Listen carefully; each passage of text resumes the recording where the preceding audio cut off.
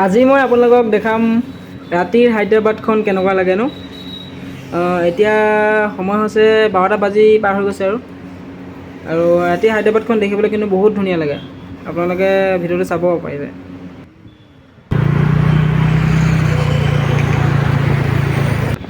মই এতিয়া ফ্লাইঅভাৰ দি আহি আছোঁ আৰু এই জেগাডোখৰ নাম হৈছে গাচিবৌলি। আৰু এতিয়া অলপ আগত যাব লাগিব। আগত গ'লে ইমান ধুনীয়া লাগে নহয়, আপোনালোকে দেখিলে গম পাব। মানে ইয়াৰ জেগাবোৰ দেখিলে আৰু বিল্ডিংবোৰ দেখিলে মানে এনেকুৱা লাগিব যেন আমি মানে ইণ্ডিয়াৰ বাহিৰতহে ক'ৰবাত আছোঁ, বেলেগ দেশত আমেৰিকা, লণ্ডন ক'ৰবাত আছোঁ যেন সেনেকুৱাই লাগিব মানে।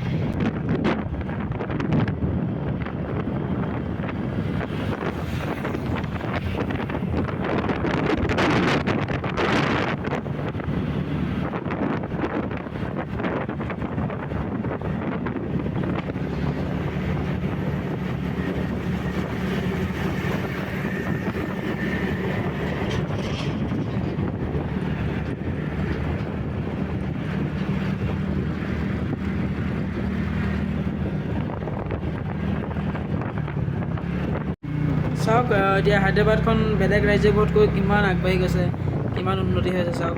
আমাৰ অসমখনো যদি এনেকুৱা হৈ যোৱা হ'লে কি ধুনীয়া লাগিলে হয়।